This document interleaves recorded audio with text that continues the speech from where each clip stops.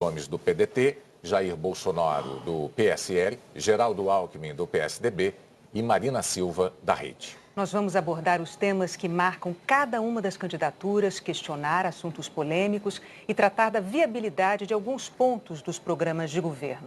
Na semana de 17 a 21 de setembro, os candidatos mais bem pontuados pela pesquisa Ibope ou Datafolha, mais recente, também vão estar no Jornal da Globo. Olha, o tempo total dessa entrevista é de 25 minutos. E, ao fim, o candidato vai ter mais 1 minuto para dizer que Brasil ele quer para o futuro. E o tempo começa a ser contado a partir de agora, Renata. Olá, boa noite novamente, candidato. O tema de agora é combate à corrupção Lava Jato. O senhor disse em entrevistas recentes que dá apoio total à Operação Lava Jato, que vem combatendo a corrupção no Brasil nos últimos 4 anos. Mas disse também que a Lava Jato é desequilibrada e que cometeu abusos e que receberia a turma do juiz Sérgio Moro à bala, caso ele mandasse prender e se o senhor se considerasse inocente. A bala. Como convencer o eleitor de que o senhor realmente apoia a Lava Jato com uma declaração dessas? Me permita, antes de responder, cumprimentar as organizações Globo por essa oportunidade. Dar boa noite a você, Renato, boa noite ao Bonner, boa noite a todos os brasileiros, especialmente aqueles que não me conhecendo. Eu peço uma oportunidade hoje para me apresentar. As coisas são muitas vezes ditas num ambiente, num contexto, e essas coisas são tiradas do contexto. Eu apoio a Lava Jato porque ela é uma virada de página na crônica de impunidade, que sempre foi o prêmio para a corrupção dos grandões no Brasil. Como eu tenho a ficha limpa, tenho 38 anos de vida pública, nunca fui envolvido em qualquer tipo de escândalo, eu tenho, portanto, levo vantagem na disputa se o filtro da população for votar em gente séria. Entretanto, a Lava Jato só prestará bom serviço ao Brasil se ela for vista pela maioria ou pela conjunto da sociedade como uma coisa equilibrada. E o lado do PSDB não tem nem um na cadeia. Claro que ela é muito importante, está gente do PMDB, está gente do PT na cadeia, mas não há um único quadro, apesar de 1000 demonstrações de corrupção do PSDB, e nenhum deles foi preso, por exemplo. Mas recentemente o senhor disse também que, se eleito, vai colocar o Ministério Público e a Justiça de volta na caixinha. O senhor disse isso. As pesquisas de opinião mostram que os brasileiros apoiam os promotores, os brasileiros apoiam a justiça. Não é mais uma declaração sua que vai justamente na contramão dessa sua afirmação de que apoia a Lava Jato? Não, eu ajudei a desenhar essas atribuições do novo Ministério Público, porque fui constituinte no estado do Ceará e participei do debate nacional. A questão é que, nesse momento, há muitos abusos, Renata. Você não tem ideia do que tem sofrido os prefeitos municipais, você não tem ideia da destruição de reputações que se fazem depois sem nenhuma consequência. Na medida em que o Ministério Público, isso é uma exceção, que o Ministério Público extrapola das suas atribuições, ele perde a grande nobreza da sua tarefa, que é vigiar o interesse público. Mas o que é pôr na caixinha? É cada um para a sua tarefa. Quando você está falando para o povo, você fala com uma palavra simples. Mas o presidente da República tem esse poder? Tem esse poder. Pôr na caixinha? Tem esse poder. Ele tem o poder em interação com o poder legislativo de desenhar uma modernização institucional que devolva cada um para fazer a sua tarefa. Vamos tomar um exemplo com o testemunho do povo brasileiro. Há 3 ou 4 domingos atrás, um juiz de plantão de um tribunal regional mandou soltar o Lula. Meia hora depois, o outro juiz, em cima da mesma lei, mandou prender de novo. Desacatou pelo telefone. Depois, 4 horas depois, o outro mandou prender de novo. Depois, o outro mandou soltar de novo. Mas sim, eu estou dizendo que parece o cachorro do Tom Cavalcante. Para dentro, para fora, para dentro. E o cachorro morreu esquizofrênico. Mas quando o senhor disse que vai botar na caixinha, que vai chamar o Legislativo, o senhor, pressupomos que o senhor estará ocupando a presidência da República, chefe do Executivo. Vai chamar o Legislativo para mudar a lei. São 3 poderes independentes e harmônicos. Alguma coisa não fecha nessa equação, porque se são 3 poderes, como é que só o senhor, como presidente da República, e o Legislativo vão interferir nessa questão? Eu sou professor de Direito Constitucional, não faço da vida pública meio de vida, eu nunca quis fazê-lo. Veja, a teoria dos 3 poderes foi montada lá atrás por Montesquieu, num livro chamado Espírito das Leis. E, basicamente, hoje, modernamente, você tem um 4º poder, que é o Ministério Público.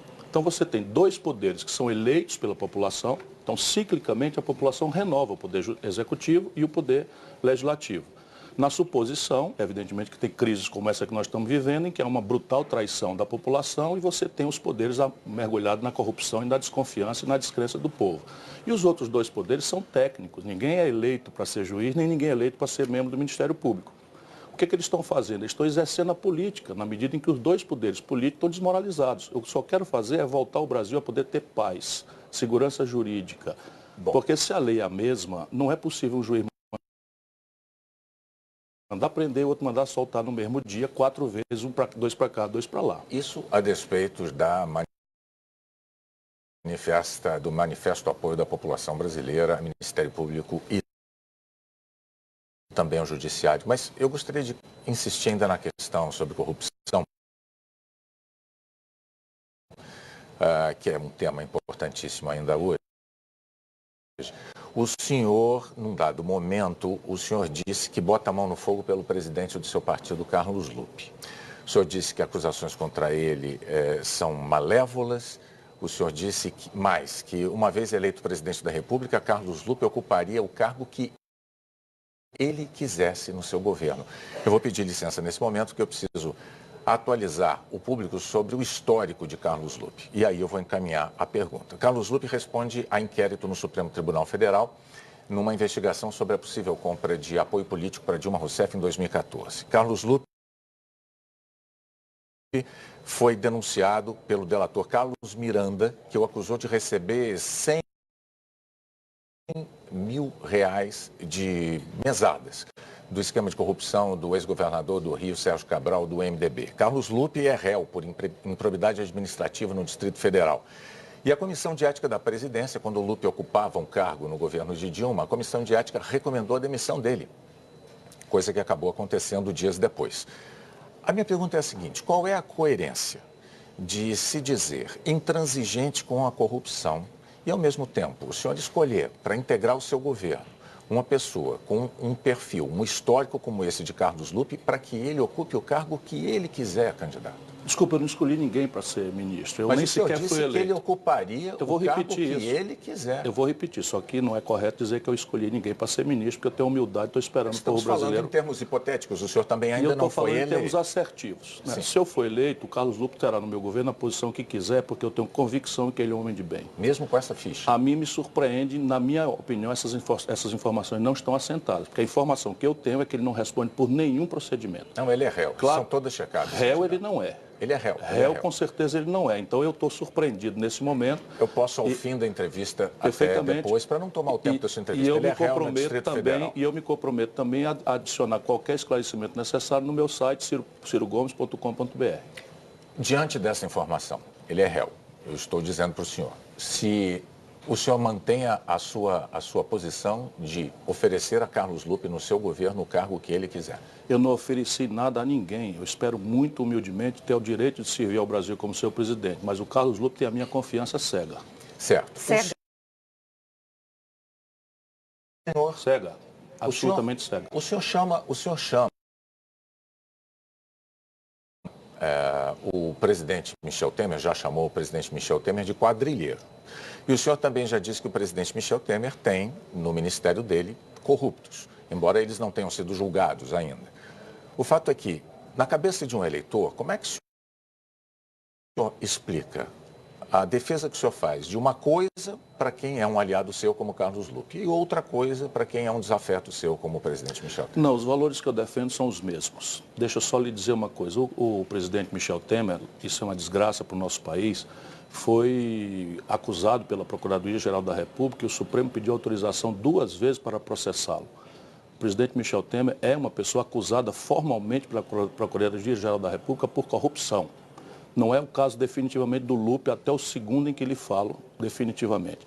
O senhor Michel Temer tem ao seu redor Eduardo Cunha, que já está preso, Gedel, que já está preso, Padilha, que não está preso ainda, mas está ali usufruindo do foro privilegiado, Moreira Franco, que está ali usufruindo do foro privilegiado, todos notórios corruptos da vida brasileira.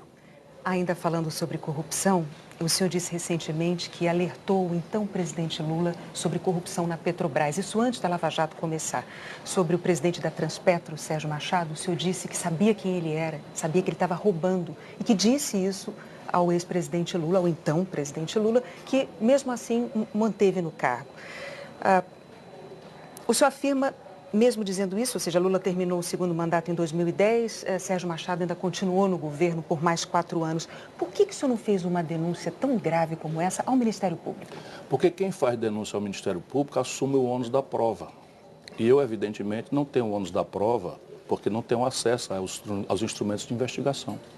Mas, em outras palavras, o senhor disse, então, que o ex-presidente Lula não fez nada, mesmo alertado Neste e em outros pelo muitos, senhor. Neste e em muitos outros momentos. Pois é, o senhor disse... Mas não, me permita só, porque o senhor, quando mencionou publicamente esse alerta que o senhor teria feito ao escrevi ex-presidente artigos Lula... na Carta Capital, pois isso então, é uma coisa notória. Mas então o senhor está dizendo aqui que o senhor não tinha provas das acusações que o senhor estava fazendo. Uma acusação grave, não, candidato? Sim, uma acusação grave. Ao presidente da República, essa A maior acusação. autoridade Vocês pública, imaginam mesmo que um ministro, tomando notícia de uma coisa, tendo mais ou menos evidências, sem as definitivas provas, é ele que cabe representar o Ministério Público ou ele deve reportar ao seu chefe? O senhor acha que, no caso, deveria reportar ao seu chefe? Isso é no mundo inteiro assim. Por quê? Porque senão você assume o ônus da prova, e o ônus da prova você não tem um instrumental investigativo do Ministério Público nem da polícia para fazer.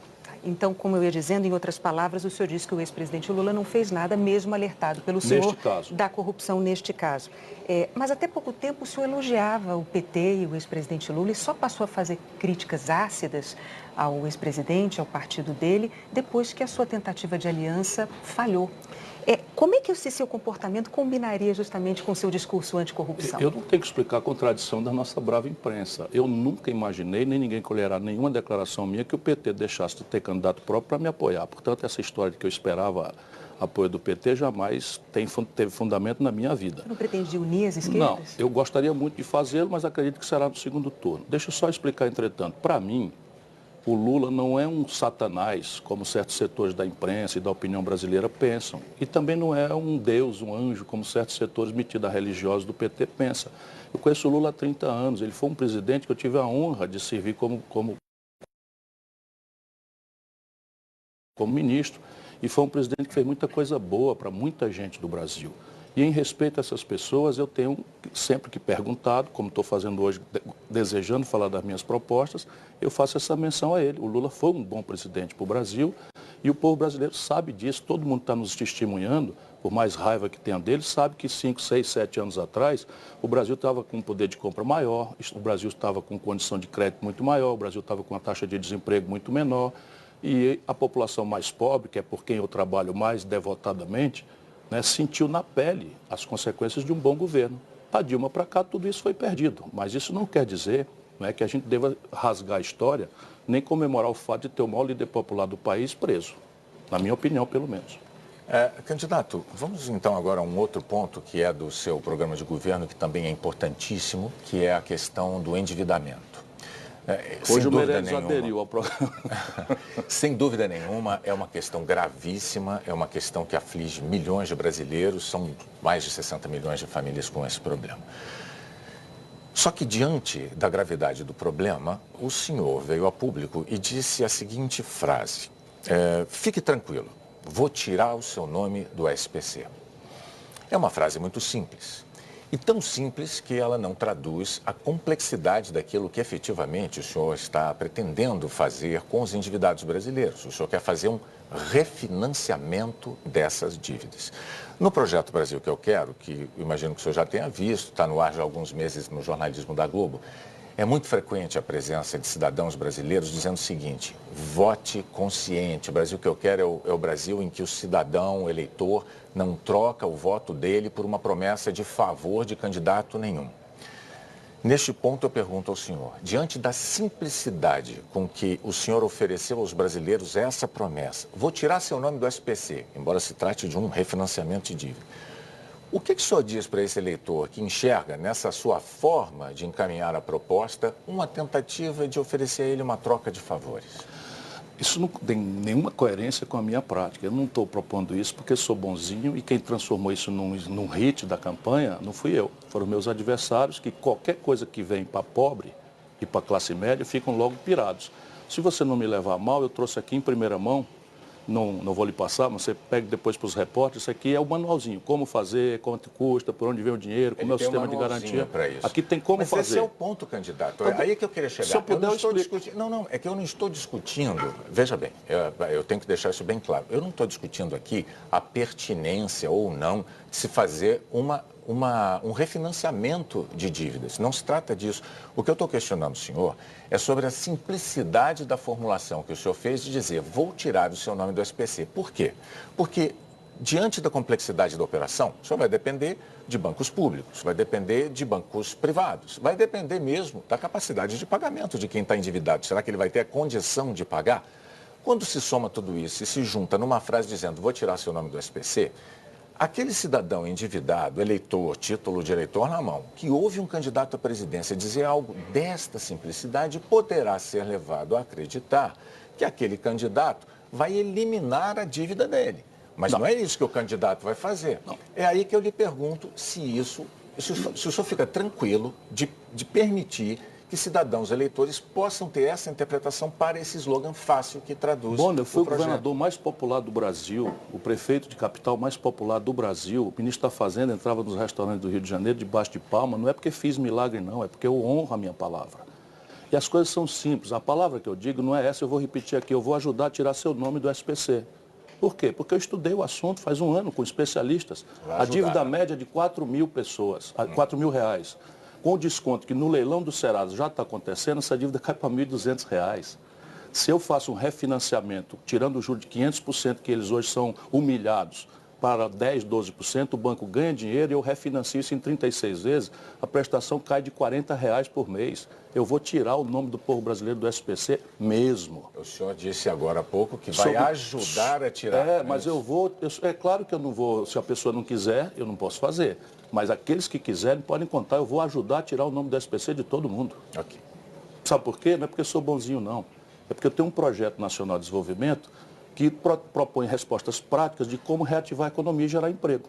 O primeiro grande motor na tradição brasileira, não é o melhor, mas o primeiro grande motor de ativação da economia, um minuto só, é o consumo das famílias. É só porque eu gostaria de deixar claro. Se você tem 63 milhões de pessoas humilhadas com o nome sujo no SPC, como é que eu vou ativar o motor principal da atividade econômica? Tudo bem, o que eu estou dizendo ao senhor era só essa questão, a forma como o senhor formulou. Mas o fato mesmo de haver um livreto já com as instruções, já posso mostra passar? que é bem... Em primeira mão, agradecido pela oportunidade extraordinária que estão me dando de explicar. Está tudo aí, inclusive as garantias. Inclusive as garantias, aval solidário que a gente já tem muita experiência. Vamos lá. Então, como a gente viu, de fato, é bem mais complexo do que um simples É muito slogan. Tanto é que é muito de um simples. O Brasil, Renata, dispensou 390 bilhões de rico, de barão, em refis, que é o refinanciamento de dívida de rico. Ninguém diz nada. Para refinanciar uma fração mínima disso, com crédito, não estou botando um centavo de dinheiro público, é um escarcéu. E agora está todo mundo vendo que é óbvio que é possível e necessário fazer. E eu estudei isso para fazer. Candidato, eu vou passar agora para um tema que também é muito caro para os brasileiros, que é a segurança pública.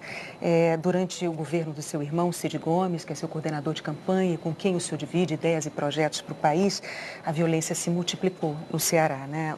Era o 19º estado mais violento do Brasil, passou para segundo nesse ranking da violência. Quais erros do seu grupo político o senhor pretende evitar se chegar à presidência da República? Não há propriamente erro. O problema é que chegaram no Ceará, desse tempo para cá, as facções criminosas. 19º para segundo. Chegaram as facções criminosas que estão em acordo com as autoridades em São Paulo, em acordo com a impunidade com as autoridades do Rio de Janeiro, e Fortaleza e o Ceará viraram, porque tem 2 portos, um aeroporto com grande fluxo turístico, viraram um eixo de saída de droga. E a nossa polícia, que multiplicou por 3 o efetivo, todos os seus equipamentos, sua capacitação, academia, tudo isso foi feito. Não está na mão dos governos estaduais fazer isso. Isso é tarefa minha, Entendi, mas uma das facções que mais atuam no Ceará, ela surgiu e se fortaleceu no Estado nos últimos anos. Ela foi criada pelo PCC. Governos do seu grupo político. Eu volto a perguntar até do grupo, eu volto até a... O grupo adversário, não candidato. Sim, a solução de inteligência. O PCC é instrumentalizado por esse GDE, que é o grupo da facção dos abestados. Exatamente. Isso costuma chamar de facção dos abestados. Os abestados, porque estão tudo morrendo com 20 anos, 19 anos, para fazer o serviço desses PCCs e comandos vermelhos. Isso que nós questionamos, essa solução... Se você deixar eu falar, eu proponho. Claro, por favor, mas essa solução de inteligência que o senhor propõe, ela falhou ou ela não foi usada? Não, ela não foi usada. Não foi usada. Ela não foi usada porque a tradição da Polícia do Ceará é aparato. É ostensividade, tanto que o Rio Grande do Sul hoje tem metade do efetivo que tinha quando eu era governador, com Alceu Colares. E o Ceará tem quase 3 vezes o efetivo que tinha quando eu era governador. Portanto, todo o investimento naquilo que é o tradicional foi feito.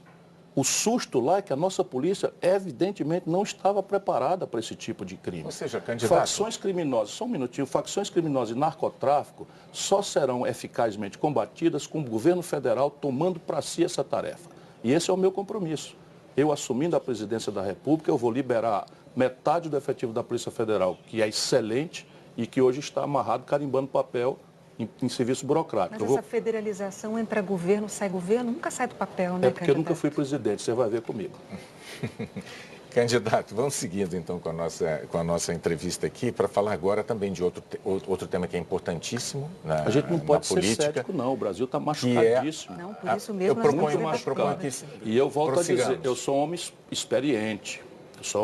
Eu não proponho coisas que eu não seja capaz de fazer. Só quero uma chance do povo. Vamos em frente, então. Agora a gente vai falar de aliança política. O senhor tem uma história partidária bem agitada, trágica, variada. O senhor já usou até esse termo. Variado. Começou no PDS, um partido que era de apoio aos militares no fim já do regime militar, já transitou pelo centro, já transitou pela social-democracia até dos tucanos, e hoje o senhor se propõe a ser o candidato que vai unir as esquerdas brasileiras. O centro-esquerda, por favor. Centro e esquerda brasileiras.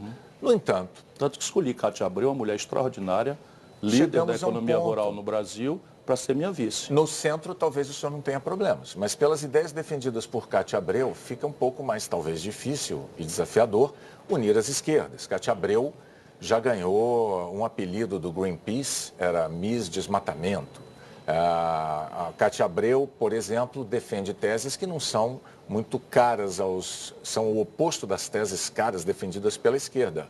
Por exemplo, porte de armas. Ela é muito mais liberal, é a favor de porte de armas. Demarcação de terras indígenas? Ela é contrária à aumento de demarcação de terras indígenas. Então, quando ela se manifesta, e ela se manifesta muito sobre esses temas, ela não cria um problema para o senhor no sentido de tentar unir as esquerdas? Se você tiver como premissa que a minha tarefa é unir as esquerdas, isso não tem explicação. O senhor se apresentou assim? Nunca me apresentei assim, vai me desculpar. Eu sou candidato de um projeto nacional de desenvolvimento que está amadurecido com o que há de mais preparado, mais inteligente, melhor informado no Brasil e no mundo sobre o Brasil. Passei os últimos 3 anos consultando essas inteligências e esse projeto está bem ordenado. Ele quer reunir concretamente os interesses de quem produz com os interesses de quem trabalha e elege como grande adversário do conjunto da sociedade brasileira a especulação financeira e o baronato do rentismo. Então, esse é o desenho. Tem uma proposta de retomar o consumo das famílias pela superação do endividamento, projeto Nome Limpo.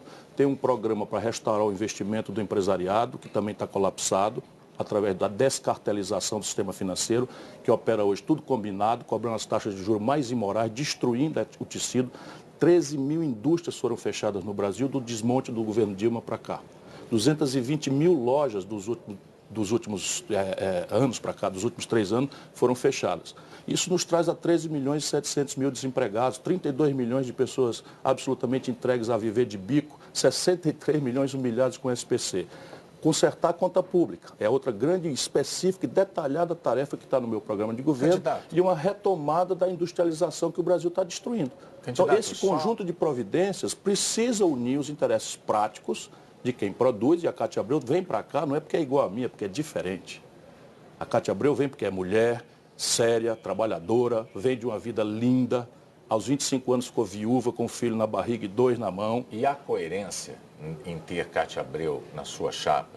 O senhor disse aqui que não tentou se aliar ao Partido dos Trabalhadores e ao ex-presidente Lula. Não é que eu não tentei, isso nunca esteve disponível. O senhor disse também que o senhor nunca tentou ser o candidato de união das esquerdas. Sim, porque... Embora isso tenha sido dito desde o início. Não por mim. Mas agora o senhor tem Cátia Abreu. Então, em relação ao centro, a minha pergunta é essa. Em relação ao centro, parece não haver problemas, realmente, com esse cardápio de temas que o senhor está elencando. Não, isso são caricaturas. Ela é uma pessoa que conhece a economia rural brasileira como poucos. Foi uma ministra da Agricultura, votou contra o impeachment, votou contra o golpe, votou contra a reforma trabalhista selvagem que está destruindo a relação de trabalho no Brasil, votou contra... a posição... Mas ela disse ainda outro dia que o senhor não é contra a reforma porque nós queremos uma reforma trabalhista nova. uma que respeite o trabalhador, que proteja o lado mais fraco dessa relação selvagem de capital e trabalho. Estão de pleno acordo, o senhor e Cátia Abreu, sobre Estamos de pleno acordo que nós nos completamos.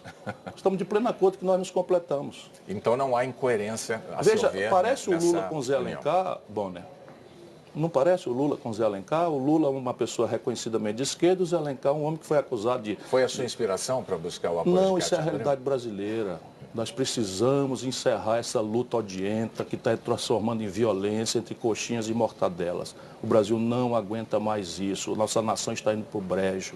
Nós precisamos fazer tudo que esteja ao nosso alcance para fazer dessa campanha uma reunião da nação brasileira, porque nós temos que arregaçar as mangas e criar oportunidade para tomar os nossos jovens da violência, do narcotráfico, para educar o filho do trabalhador, para dar de volta um mínimo de dignidade aos endividados, às pessoas que estão desempregadas. Isso é a minha obsessão.